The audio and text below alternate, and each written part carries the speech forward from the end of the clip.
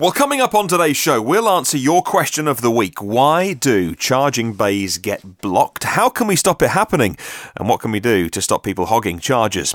Well, first of all, good morning, good afternoon and good evening, wherever you are in the world. Welcome to EV News Daily. It's Martyn Lee here. No news today. It's a Sunday special, if you like. Only question of the week, because there's been so many responses. And in fact, there's been too many to read out on one podcast. So any of the public ones, I figure, like the ones that are on YouTube, for instance. So if you put your comment on YouTube, everybody else can see that. I kind of figure, well, it's public. I don't need to go through it on the podcast because the ones that have been emailed to me personally, well, I'll go through those first. And then if you want to go check out the YouTube comments, there's been so many brilliant bits of feedback on there this week. We will start with how you solve a problem of people parking in dedicated charging bays, as we asked you at myev.com this week. A couple of people chipped in on the website. myev.com is the place to go for buying and selling and learning and researching about used EVs, by the way, in the USA. And thank you very much to the team there. They have kindly put a little open up a feedback form on their question of the week page for you to leave your answer to this week's question of the week. In fact, any of them. Sid EV says, the first thing is location. Don't put charging spots in prime parking locations. Secondly, installation of license plate reading technology into the chargers, like what they use in toll points or large car parks. If the car is there for a duration, i.e. too long, or doesn't initiate a charge within like 10 minutes, you get billed $50. And Charles Hall said, I think you have to put EV charging spots further out of the parking lot. EV owners don't mind walking. In fact, they'd prefer that to fighting with ICE owners to the preferred spots up front. At this point in the transition, I don't think you can punish ignorant ICE drivers into behaving. Interesting point from Charles Hall, leaving a comment at myev.com. Thank you very much for leaving your comments this week, by the way, if you sent them to the email address hello@evnewsdaily.com. We'll start with Brian Weatherall, who sent us his note. You've got your work cut out trying to get something useful on this one, but being behind the UK Nissan Leaf owners group and every EV group he's in, he says that icing or fossil cars, ICE cars parking in charging bays is a popular subject. He split it into three for us. 1, signage. Most drivers are oblivious. They're not even looking for green signs. They just park. They just see an empty space in an otherwise full car park next to the door. 2, education. Most drivers are oblivious to the issue they're causing. They think, well, I'll be half an hour and there's no electric cars around. Then when they come back to their car, they think, oh, it's fine. I got away with it. I didn't. And they don't see the problem of an EV pulling up, not charging and pulling away again. And finally, fining people. Unfortunately, there are people out there who really couldn't give a toss, says Brian, about anyone other than themselves. No amount of signage or education will help. If they've paid their 60,000, say, for their big SUV the size of a building, they think they deserve special treatment and they park in the nice big bays. Many EV drivers think that icing's a modern thing. It's really no different to what blue badge holders have had to put up with for decades in disabled spaces. Only some areas eventually solved that by fining people. Funnily enough, by the way, should have mentioned at the start, happened to me today, but there were 4 spaces. So it's fine. I went to Waitrose, which, if you're not in the UK, is a supermarket, and with our membership we have, because you can be part of a scheme here with the chargers where you pay a small amount per month and you get free charging in some. It's the only one in my area that is free with Polar Plus, because I just seem to happen to live somewhere that all the Polar Pluses around me charge loads of money, but you look at some parts of the country, there's loads of free ones. Anyway, that's the only free one near me, and so, yeah, 4 spaces, and one of them had just this massive Range Rover in, and it was so tempting to park next to the driver's door and leaving like an inch of space, but I was like, no, don't be that person. I really wanted to be. Don't be that person. So I gave them loads of room. And in fairness, these chargers aren't near the front door of the supermarket, but it's, leading up to Christmas, the car park was packed. And although Waitrose do a really good job if they have some just cones, like road cones that you'd have when they're doing roadworks, they have those, they put them out. But of course, EV drivers charge, then just get in their car and drive off, and maybe they don't want to be seen putting cones back, but I always do. I always pull out of the space and then hop out of the car and put the cone back in the space. Because I think most other drivers wouldn't be bothered to... If they see a space, they'll pull in. But if they see a cone, they're like, well, why is there a cone there? Oh, it's electric cars. So I think, but you can't rely on that. So that was my little story today, by the way. 2, comments from one household. We'll start with Leanne. Leanne Roberts says, the dream would be to have every parking bay with a charge point. Realistically, I think it should fall to the landlords to manage it. For example, UK council car parks should use parking attendants to look for incorrectly parked cars and fine the owner. I like the idea of limited times, but I'm curious for your input, as some Zoes are limited to 22 kilowatts, which wouldn't suit. Yep, I've got the 22 kilowatt Zoe in the driveway, just a few metres from where I'm sitting at the moment, outside we have a converted garage that is converted into a radio studio, and the car gets to be outside at the moment. I get to be indoors in the warmth. And so if this were still the garage, the Zoe would be inside it. And I don't really have a huge issue at the moment with charging times, because it tends to be used for short journeys around town. But for longer journeys, you're right, any kind of time limit, that would be an issue. Then again, the battery's so small on it, it fills up so quickly anyway. And Neil E. Roberts from Sussex EVs has sent me his point of view. Thank you very much, he says, for promoting the group. Of course, I hope they enjoyed their meet-up last Sunday. To reduce icing, he says, I think that rapid charging bays need to be made to look like petrol stations. Something like the Dundee Charging Hub. If you've not seen that, by the way, well, Google Dundee Charging Hub, and you'll see even the most obnoxious driver wouldn't park in a petrol station and wander off for 2 hours and doing their shopping. These new charging hubs, by the way, starting to spring up here in the UK at least, are on a separate piece of land. They've got covers on, as in shelter. Some of them have solar and a bit of PV over the top of the shelters as well, which is a fabulous idea. And it would be a strange situation for a fossil car to pull into one of those, because they look so much like a filling station for EVs. It's a great idea, Neil. I love it. I love it. Hello to Annick Spanahini. Thank you very much for your comment on the question of the week. On a more serious note, he says, I would crush them into a cube and ticket the owner for littering. Brilliant. Brilliant. Thank you, Alex. Thank you so much. On a more serious note, he says, I'm fairly new to EVs. I've only been iced the once. When it happened, the BMW in question had already been ticketed, and thanks to the long Zoe cable, I was still able to charge. Oh, hey, wonderful, Alex. Personally, I think it depends a lot on the location, like malls, retail parks, and leisure centres, needing to have a mix of rapids and slow chargers. I would put a rapid at any fuel station, which is manned, so anyone there will be told to move on by staff. Anywhere that's unmanned has 7 kilowatt charging spots in the car park, but you have lots of them, like 20 in a row. Ooh, I love that. Yeah, when you think about it, I don't know what the cost is. I should find out. But for a 7 kilowatt charging post, if you're not paying retail, if I'm buying 20 of them, what's the bulk cost on that? And then, if you're putting in 20 chargers, 7 kilowatt chargers, then the grid work is going to be a little bit. I understand that. By the way, lots of people this week have been mentioning, and we'll get to them in a moment, but I'll mention it now, talking about the location being next to front doors or next to the supermarket. And if you go back a couple of weeks, we did a Saturday special with a company that is installing charge points, by the way. They're called Engini, and if you listen to that Saturday special from 2 weeks ago, an interview that's about 15 minutes long, there's an excellent answer in that podcast as to why charging bays at the moment are where they are. Right, let's move on then, and let's continue with the emails that were coming in this week. David Nye says from Brisbane, all right, mate, you bloody ripper. Sorry, I love David's emails. It's the excuse to do the only accent I can do. Badly.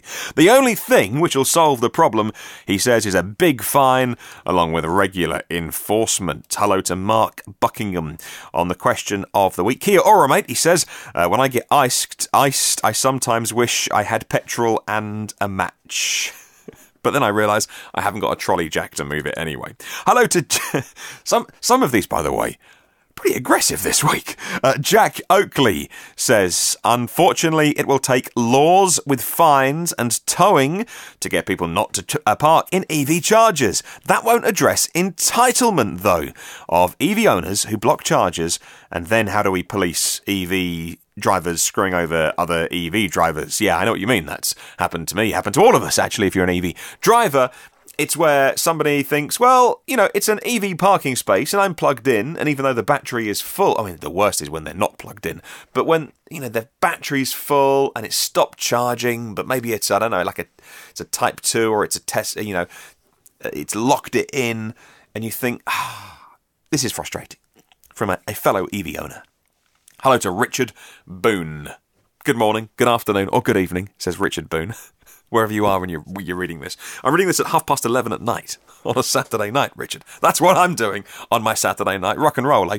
I believe EV charging stations should be equivalent or even more than gas pumps as far as blocking them. If I pull up to a gas pump and left my car there, I believe they would have every right to tow my car. If an ICE car or truck blocks an EV charge points, local law enforcement should tow.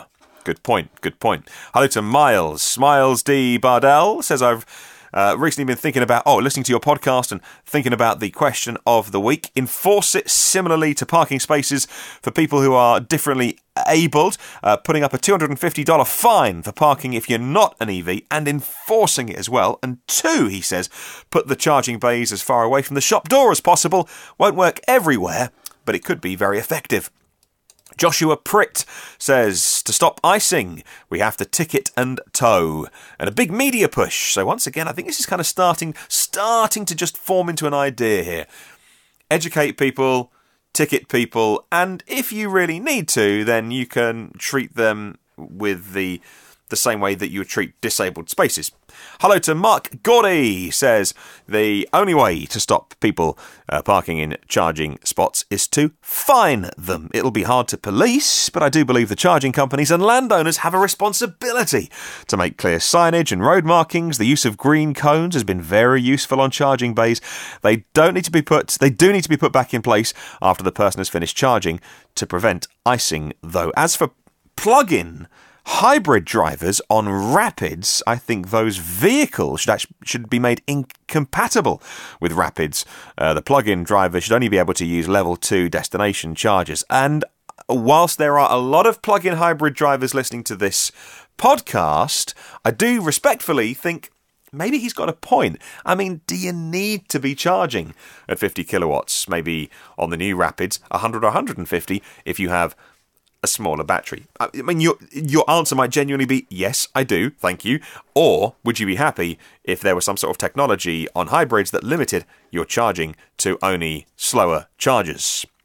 Hello, Stefan, says, I won't gain any friends with my response, says Stefan, to this week's question of the week. Most chargers have been put in by shopping centres to attract EV drivers to their stores. After all, patching into the store's electrical grid means putting the chargers close to the store in premium spots. Merchants are not in EV charging to make a profit. It's part of marketing. And he says the problem will remain until we start charging for EV parking and for the electricity as well. So I've gone around in circles on, do you charge per time or per kilowatt hour? And watching the Bjorn Nyland videos where he lives in Norway, a lot of the ones he plugs into, he seems to be paying for the time. Therefore, he takes it very seriously. He's like, okay, I'm going to do half an hour. I'm going to do an hour on this rapid charger, rather than, but then again, paying per kilowatt hour does seem very fair, according to what kind of car you own and how quickly you can charge. Hello to Robert McCrowan. Says, chargers should have an audible alert triggered when a car pulls up, reminding them to connect, and it would continue to go off until the car is connected. With rapids, the charge should be by the minute, not by the kilowatt hour. Number plate identification should be used to issue fines to any cars parking in them and not charging. Hello to Derek Nickel. Says, in my opinion, they should always be towed and impounded with a big release fee. The same should apply to disabled parking bays. Now, here's interesting. I guess he's in the UK. I complained to my local council, he says, about this happening, and they said that they don't have the powers to tow illegally parked vehicles. They only apply to the London Borough Councils. However, the local council, so they can't tow a car. It's not up to the local council to tow. However, they have powers to issue a penalty charge notice, and that is in place now for a car that's parked in an EV bay if it shouldn't be parking there. They do have that power to issue penalty charge notices as they see fit. He says it will deter the offenders, and if that's not enough, the government should step in to get serious and change the law to enable towing. Hello to James, who people in the UK, if they are on Twitter, will know him very active on Twitter as James Lemon Tea Leaf. Thank you very much for your kind comments about the podcast. He says we need the CHAdeMO Police Warden app. Any app designers listening right now might want to design this app. The CHAdeMO Police Warden app. All charging bays should have a warning sign, he says, with a £100 fine, warden in operation. The warden is an app. If you yourself see a charging bay with a fossil car parked in it, you should take a picture of it on the app and upload it to the database. The photo then goes off to CHAdeMO Police HQ with a timestamp on it. If after 5 minutes they're still there, you take a second picture, that gets uploaded with the new timestamp, and then they get fined. Okay, if you don't have time to wait and the next EV that comes along can take a photo as well with the app, and of course it all goes up to the same database, so it can work out how long the car has been there, and then they can fines sent to the offenders' addresses. I love it. He says, hopefully somebody listening right now would want to design that, maybe take a little cut or something, and we could get it going. I love that. Hello to Andrew Jacobs. The only way to stop people parking in charging bays is to fine them, he says. The problem is exacerbated by charge spots in premium parking places. I would be fine with a charging spot at the back end of the car park. Often they're placed near the front door, which encourages other drivers to park there. I get that. He says in Doncaster Shopping Town in Melbourne, there are 4 charging places in valet parking. At first, you couldn't use the chargers unless you paid for valet parking, but after a complaint, they now allow EVs to charge without paying the extra valet fee. Maybe they shouldn't have been put there in the first place. Yes, I know what you mean. I'm no expert on this, and like I say, I should at times like these consult my. It's the family business. My brother is an OLEV, an approved installer of EV charge equipment. So here in the UK, the government have to approve you, and so he has got that, so he can put in car chargers. So I should ask him actually, in terms of the grid work, because he would know, being an electrician, he would know in terms of what's the price of those chargers going in next to the front door versus what's the price of them going at the other end of the car park, digging up tarmac and concrete and laying cables. That I gather that's where costs go astronomical in terms of moving the chargers away from the front door. Hello to Mark Garnett. Thank you very much, Mark. Good to hear from you as always. Lovely to hear from you. He says, what about installing them away from the front doors? Yeah, it's a common complaint, but like I say, I'm not sure I don't know how practical that is.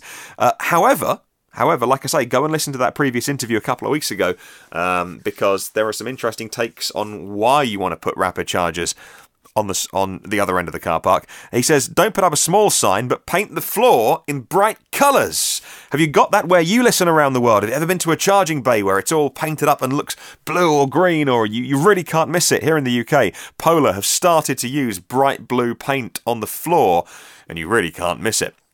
He says, put level 2 chargers in for those not in a rush. Insist that plug-in hybrid manufacturers provide a cable with the car to plug it in. Many actually don't. When you buy a plug-in hybrid car, you don't actually get a cable in the boot. I didn't realise that. Some users will use the rapid charger because they're tethered rather than an untethered level 2 charger because they just don't own the cable. And he says, if possible, place the charger so they can be accessed from other directions. I like that. Right, 4 more. Alan Boothby says the type of people who block EV charging bays are the same people who deliberately park in disabled bays and mother and toddler bays as well. Put the EV charging bays far away from the door, mark them with signs, paint the tarmac green, have LED signs which flash up when a car pulls into the bay to say EV charging only, wheel clamping is in operation. But then you would need to enforce the wheel clamping. But it's kind of an idea. I like that. I like that a lot. It's even some sort of LED that lights up, because let's face it, you know, we've got an electricity supply to that parking bay. It would be really interesting if we did that to see if it helped educate people. 3 more, and George Rowe says, I haven't got a magic solution, but what about? Firstly, if we can avoid getting in the way of each other, he has these little laminated cards to kind of educate, because he's all about, rather than, you know, towing your car away and crushing it, he's about educating and holding your hand. First of all, he's got a laminated card which says, if you urgently need this charging point, ring me on this number. I won't be far away, which is a nice touch if you're happy to put your mobile number in your windscreen. Secondly, politely inform others who get in the way. He's got 2 piles of printed flyers in his glove box. One says, please unplug your car as soon as it's fully charged, signed a fellow EV driver. You can share news and views with your local EV drivers with a Facebook group. Or he has another one which says, please don't park here because this is a charging point for electric vehicles. You wouldn't park in front of a petrol pump. Please don't park here. P.S. If you're interested, learning about EVs, please visit fullychargedshow.co.uk or evnewsdaily.com. Thank you. That's very kind. I popped the appropriate flyer under the wiper blades, says George. Walter, who I love to have a good chat with on Twitter, Walter McVeigh, says it's a multi-part strategy, has a lot to do with proper equipment in the proper use case. International standard green painted parking spaces for fast chargers would be a good idea. Place a blinking light on a post, active if any vehicle is occupying the space that's not charging. I like that. A light, a siren. It goes off after maybe 3 minutes, because how long does it take, you know, to pull up? Maybe if it's an untethered charger, go round, go to your boot, get your cable out, put your RFID card in or open the app. So give it 3 or 5 minutes. If you're not charging by then, I love it. Big alarm and a big light going off.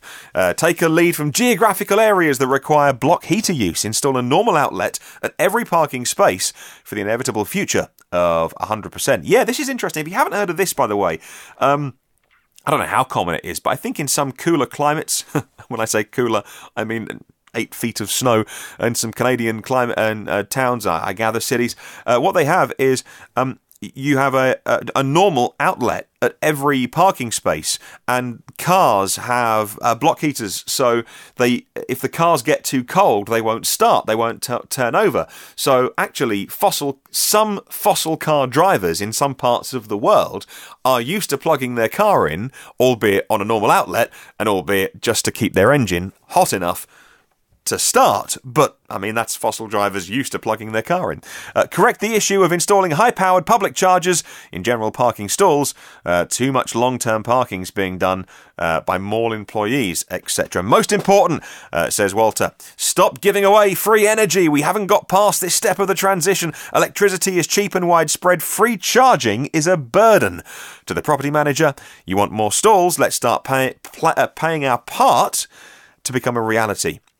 I know what you mean. I don't mind paying. I don't mind paying for electricity because it's so much cheaper than a fossil fuel. It's fine, but people always want something for nothing. And finally, he got in with 8 minutes to spare. It was the Plug Seeker here in the UK who contributes a lot to the community of EVs. Makes his own YouTube videos now as well. A great content creator. Hello to the Plug Seeker. Let me say, we caught up earlier in the week, by the way, at an event in London. So it's good to chew his ear off on many different subjects.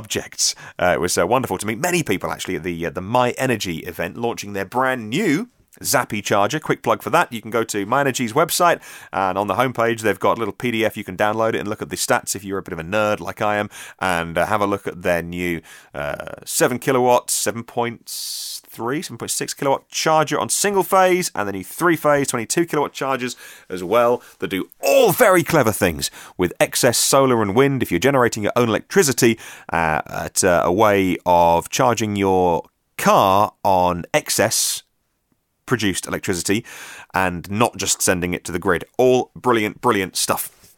He says, right, mark the bays clearly, paint the tarmac on in a different colour, ideally in green or blue, accompanied by clear signage of a warning of fines. Don't put them near the entrance. Green cones, yeah, green cones in space is always very good. And actually ticket people as well for fossil cars blocking them. But what do you do about plug-in hybrids on rapids? A charger should have a timeout where the machine will disconnect from the car. Yeah, I like that. I do like the fact that the plug locks in on some cars, on some plugs, but I like the idea of it unlocking as well. Rapid machines should not accept plug-in hybrids, says the plug seeker. And a few plug-in hybrid drivers listening right now, not happy. And chargers disconnecting when they get to 90%, after which you'd have to plug in again to get any more. Yeah, I mean, like 90%, that's it. Most cars at 90% do mean 90. Some have a little bit of spare at the top and the bottom of the battery range, so that 90 isn't really 90, but heck, I think that's brilliant. And put a big sign up, he says, saying this charger will disconnect after 90% or 1 hour charging. Please be aware, if you're not with your car, the next user may disconnect your vehicle. And that also is somewhat of a taboo for some people, where if you can unplug the car, doing that and feeling like, am I touching someone else's property? Am I going to get in trouble? So many great comments. As you can see, there would be no time for the news at the beginning of the show today. Thank you very much to everybody who contributed. Please do with next week's question of the week. Shall we set it? It's a good one. Thanks to myev.com, they've sent us another question of the week, and it's this. Would you be interested in knowing more about available EVs in China, and would you like some of them to be offered for sale in the US, the EU, and elsewhere? Well, so many cars are being built in China at the moment, and so many of them, by the way, are getting a pretty good reputation. Is made in China on the back of whatever you buy a swear word where you live? Would you rather buy domestically, or would you be happy these days, as quality is increasing, to buy a Chinese EV? And what would you need to do that? Would you want some sort of support network in the place where you live? Would you be interested in knowing more about EVs from China? Let us know your thoughts on the Chinese question. You can do that many ways. Go to myev.com, click on research at the top, and you can leave your comments on their forum on question of the week. You can email me. The email address to get straight through to me is hello@evnewsdaily.com. That's hello@evnewsdaily.com. And if you want to go to YouTube or Facebook, you can leave comments on there as well. Thank you to 122 patrons of the podcast, whose generosity means I get to make this and you get to hear it every day if you want to for free. Phil Roberts from Electric Future is our premium partner. Phil is the MD of Electric Future, and you can check them out for some very impressive commercial installations of generation and storage as well. And Phil's always on Twitter, and he'll jump into any conversation if you ask him a question and tell you what he knows, which is just about everything. Hello to CESAR TRUJILLO. Thank you very much for all your support that you've done so far. Hello to David Allen, OEM Audio of New Zealand, and evpower.co.nz, and Sascha PALLENBERG.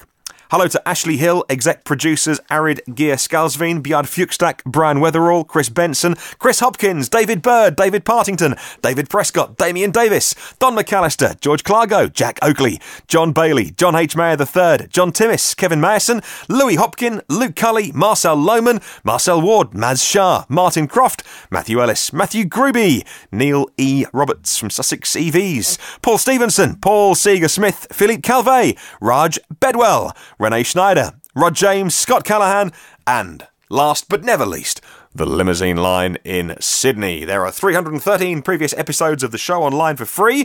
You can download it from anywhere you get podcasts from. It's on YouTube as well. And if you want to hit subscribe, you can do. That means you get it first and free and automatically. So, if you want to catch up on the socials, Facebook, LinkedIn, and Twitter, just search EV News Daily. You can do. Come and say hi. In the meantime, have a wonderful day with the news. I'll catch you tomorrow.